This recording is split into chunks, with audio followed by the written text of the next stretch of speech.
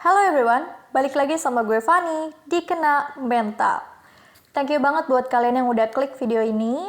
Dan gue mau ngucapin selamat datang buat teman-teman semua yang baru mampir ke channel ini. Kalau misalnya kalian suka video ini, jangan lupa untuk klik subscribe. Oke, hari ini gue mau menceritakan sebuah kasus yang sebelumnya itu emang udah sempet di request juga by DM ke Instagram gue. Dan thank you banget buat kalian yang udah mulai request nih, gue tunggu lagi requestan kalian di next video. Dan untuk cerita kali ini memang bisa dikatakan cerita yang lagi heboh dan viral di mana-mana. Mungkin kalian udah pernah dengar kasus pembunuhan ini yang emang viralnya itu sampai ke Indonesia. Yap, itu adalah kasus Abi Choi. Oke guys, sebenarnya Abi Choi ini tuh siapa sih? Abi Choi atau Abi Choi Tin Feng punya nama asli yaitu Chai Tian Feng. Abi berusia 28 tahun yang lahir pada tanggal 11 Juli tahun 1994 di Hong Kong. Abi ini lumayan famous nih guys, karena nggak hanya sebagai sosialita, dia juga merupakan seorang influencer dan model dengan latar belakang keluarga yang kaya raya. Bukan sembarang model, karirnya bahkan sampai di tahap internasional. Karena dia sering banget nih muncul di cover-cover majalah kayak cover majalahnya Elle, Harper's Bazaar, sampai Vogue China. Selain itu yang paling baru juga menjadi cover majalahnya Elle Official Monaco. Abi Choi ini juga sering banget diundang dan menghadiri fashion show brand-brand besar. Misalnya kayak Hermes, terus ada Louis Vuitton, Dior, sampai Paris Fashion Week tahun 2023. Bukan main guys, kekayaan yang dimiliki Abi ini sampai 100 juta dolar Hong Kong atau kalau dirupiahkan itu sekitar 194 miliar lah. Itu baru kekayaannya Abi ya, belum sama keluarganya. Jadi si Abi ini merupakan anak pertama dari 3 bersaudara yang keluarganya ini bisa dibilang punya kerajaan bisnis yang besar di Cina.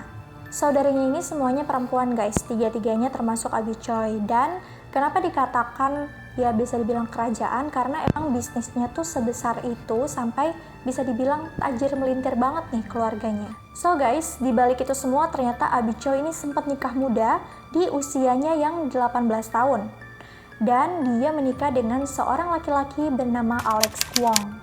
Tapi pernikahannya tuh emang gak lama.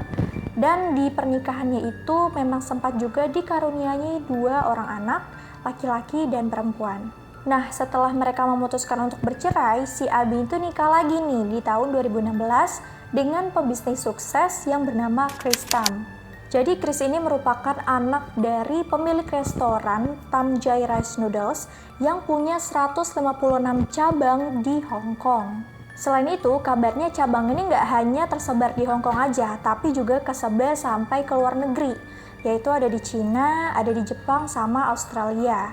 Tapi Abi kali ini nggak mendaftarkan pernikahannya ke semacam kayak KUA-nya Hong Kong gitu guys.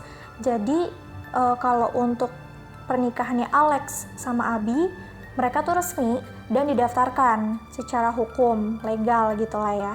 Tapi kalau sama si Chris Tam ini enggak, jadi kayak mereka tuh pernikahannya private gitu tapi tetap dirayain dan ya udah mereka tinggal bareng gitu. Mungkin kalau di sini disebutnya nikah siri kali ya.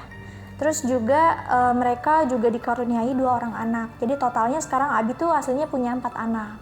Setelah berpisah lama dengan Alex, sebenarnya hubungan mereka ini masih baik-baik aja guys. Mereka masih menjalin silaturahmi dan ternyata si Abi ini juga masih sering membantu finansial keluarganya Alex. Bahkan Abi ini membelikan hunian mewah berupa apartemen di kawasan Cawdor Hill untuk tempat tinggal keluarganya Alex.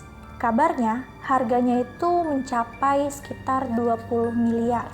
Pokoknya kehidupan keluarganya Alex ini bisa dikatakan terbantu banget lah sama si Abi Choi dan merasa benar-benar terjamin banget. Bahkan kakak iparnya aja nih yang namanya Anthony Kwong itu dipekerjakan menjadi supir pribadinya Abi Choi. Loh, kok jadi supir? Ternyata kalau misalnya dibandingkan ya, keluarganya si Alex sama si Abi Choi ini itu emang kastanya, istilahnya tuh kastanya tuh jauh gitu guys. Tapi masih berkecukupan, cuman ya emang kalau dibandingin tuh emang sejauh itu. Dan ternyata mantan suaminya yaitu si Alex tiap bulan tuh masih nerima uang dari si Abi, kayak yang dikasih uang bulanan gitu. Kabarnya si Alex ternyata seorang pengangguran guys. Nah, kalau misalnya dia cuma nerima uang bulanan tuh mungkin kayak nggak cukup ya. Kira-kira pemasukan Alex itu dari mana lagi ya selain dari minta-minta ke Abi? Kita akan bahas di belakang guys. Hubungan Anthony atau kakak iparnya, mungkin bisa dibilang mantan kakak iparnya, sama si Abi itu sebenarnya fine-fine aja guys. Karena Abi aja tuh yang followersnya udah puluhan ribu, dia masih mau untuk ngupload foto-fotonya bareng sama si Anthony. Anthony pun sama, kalau misalnya di feeds-nya itu, feeds Instagram, dia juga masih sering banget ngupload foto bareng sama Abi. Kayak bener-bener nunjukin mereka itu sebenarnya masih jadi keluarga gitu. Sedekat itu. Sedangkan ayahnya Alex yang merupakan mantan ayah mertuanya si Abi itu adalah mantan polisi yang pernah bertugas nih di kantor kepolisian Mongkok sebagai sersan. Tapi di tahun 2005 dia pernah ditangkap nih guys dengan tuduhan kasus pelecehan seksual. Abis itu dia diproses, tapi akhirnya dibebaskan dengan jaminan. Setelah itu dia memutuskan untuk mengundurkan diri. Nah, masalah ini bermula ketika Abi Choi akan menjual, bisa dikatakan baru niat sebenarnya ya.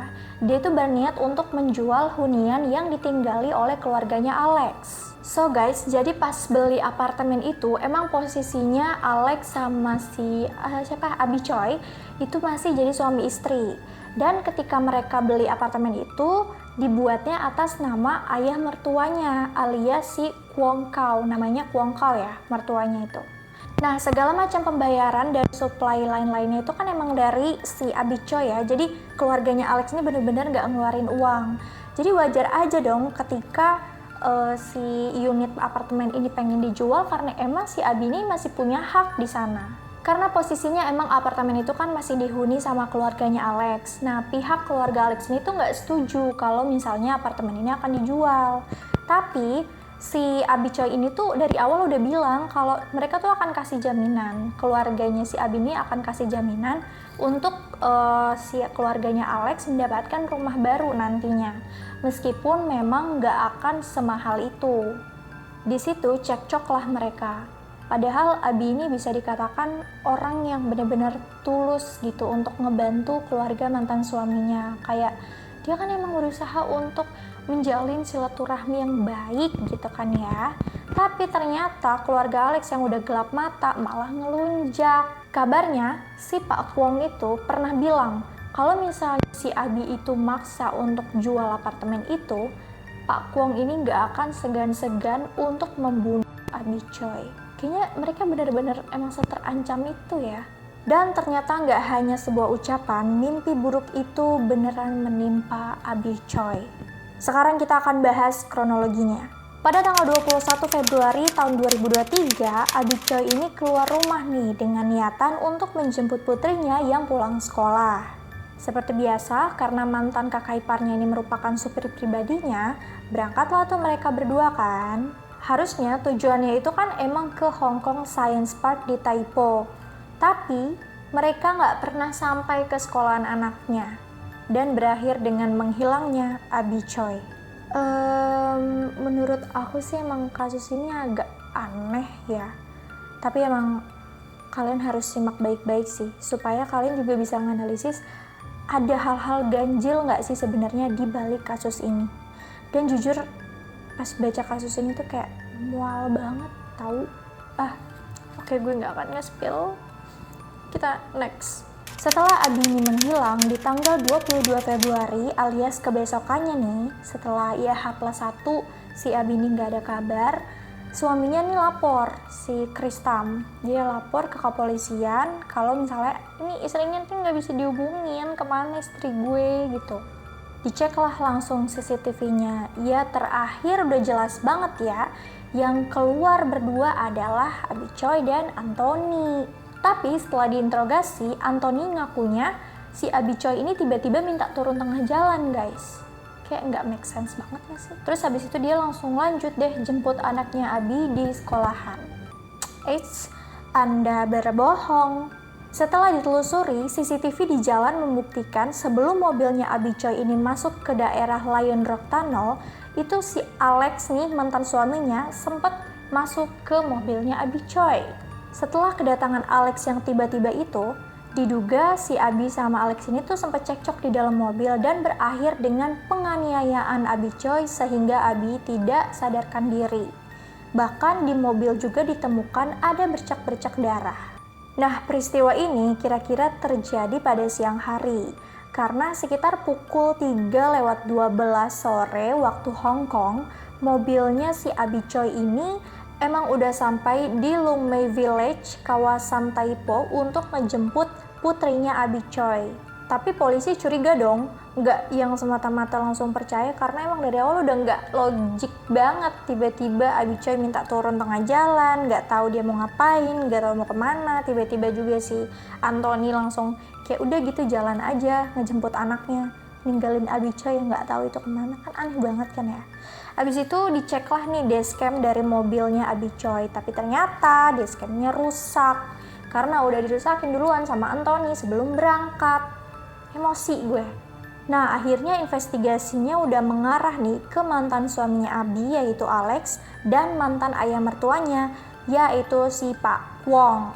Saat keluarganya diinterogasi, polisi ngerasa kayak ini makin lama mereka makin gak jelas, dan makin digali, makin banyak yang aneh. Akhirnya polisi itu ngebagi tim untuk langsung terjun ke lapangan dan memeriksa wilayah-wilayah TKP daerah ya hilangnya Abi Choi sebelum tanggal 22 Februari itu. Pencarian Abi Choi itu masih terus dilakukan sampai tanggal 23 Februari tahun 2023. Sampai akhirnya polisi mulai mendapatkan titik terang ketika mereka tahu si Pak Kwong ini menyewa kontrakan seharga 19 juta di daerah Lung Mei. Kepikiran gak sih? Buat apa juga Pak Kwong ini nyewa kontrakan mahal-mahal padahal dia udah dikasih hunian mewah di tengah kota gitu. Terus anehnya lagi, Pak Kwong sama driver pribadinya dia itu sempat kepergok nih, datang ke pemakaman, padahal di situ lagi nggak ada yang meninggal. Apa yang coba? Nah, keesokan harinya nih, di hari Jumat tanggal 24 Februari, akhirnya polisi memutuskan untuk menelusuri kontrakan yang disewa sama si Pak Kwong itu. Jadi kondisi tepatnya itu emang terdiri dari 3 lantai. Nah, lantai paling bawah atau lantai dasar itu merupakan ruko penjualan daging giling. Pas polisi masuk nih buat ngecek, ternyata di sana tuh nggak ada perabotan sama sekali, guys. Selain kulkas sama 2 panci. Dan kulkas itu ketika dibuka, isinya kaki wanita. Alias kaki yang udah dipotong, jadi beneran udah kaki doang gitu. Nggak cuma itu, 2 panci yang ditemuin, satu kan gede, satu kecil. Pas dibuka nih yang kecil itu isinya kayak potongan daging-daging yang udah dicincang gitu. Terus yang gede kan mereka dua-duanya kayak bahannya stainless gitu kan, tau kan yang kayak apa sih namanya, panci-panci bapak-bapak bakso, ke bapak-bapak, abang-abang bakso gitu. Nah, panci yang kayak gitu itu isinya sup, guys. Awalnya polisi pas periksa sup itu kayak ya udah gitu ya kan, karena emang di dalam itu ada isi wortel sama lobak hijaunya juga. Ditambah kan emang airnya tuh udah kayak butek-butek gitu kan.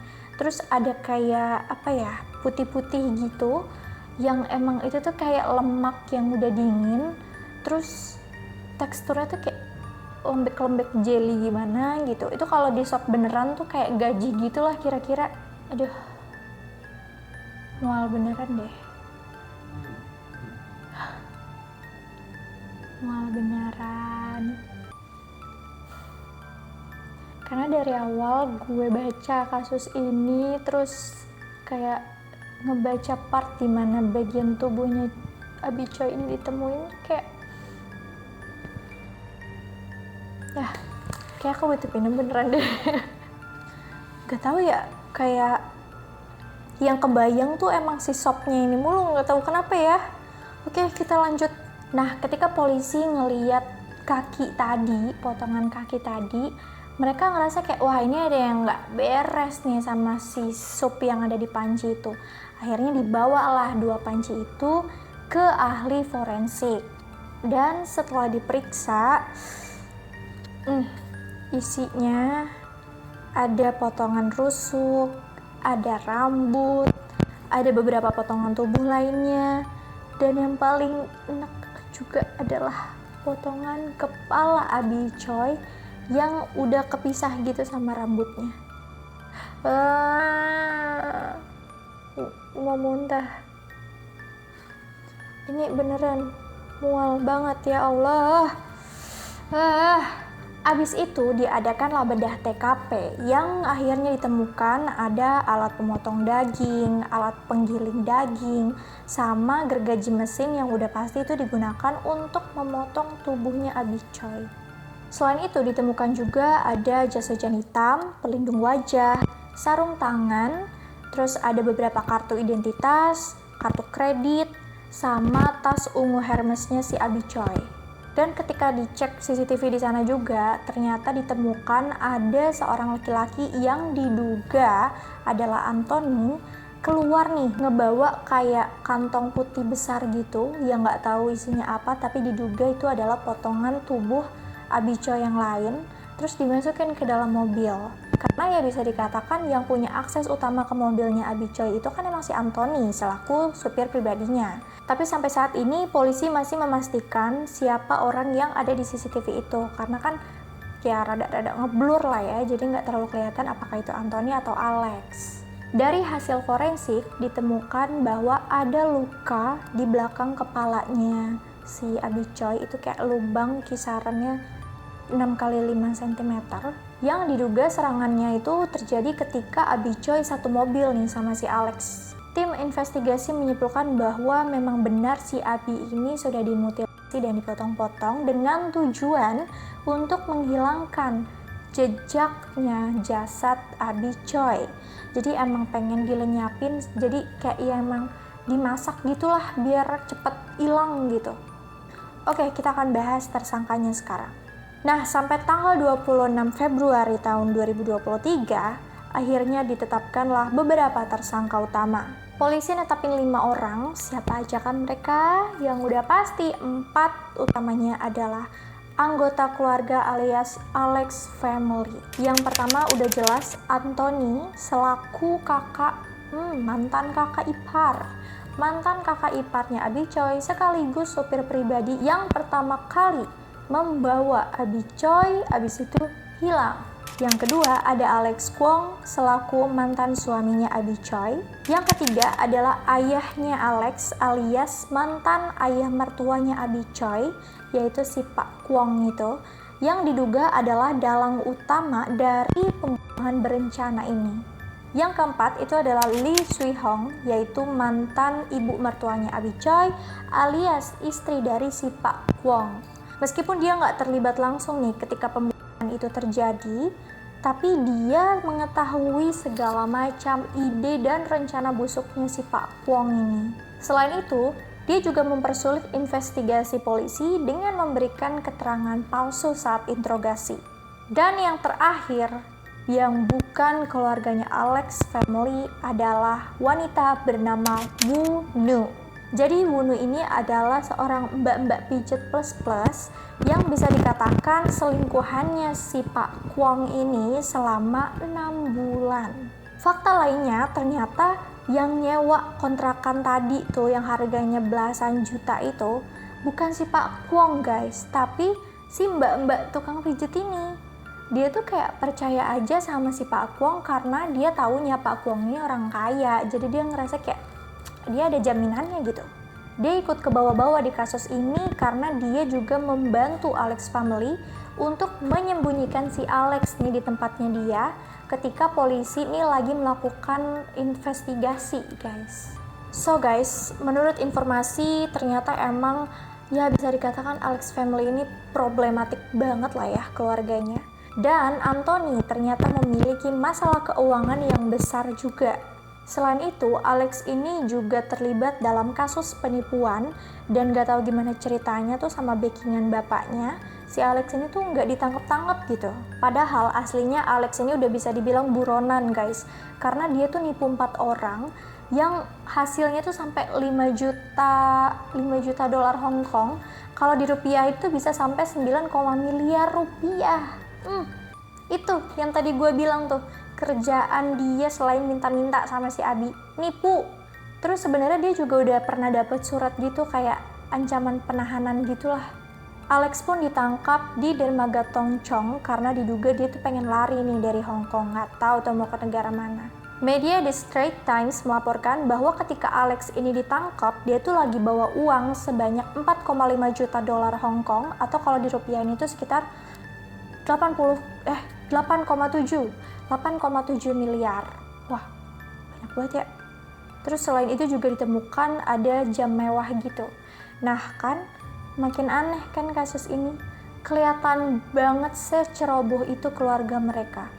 Itu yang menurut gue aneh. Kayak, kenapa mereka melakukan pembunuhan berencana yang padahal tuh kalau misalnya ditarik garis ya, itu mereka sama aja kayak bunuh diri gitu.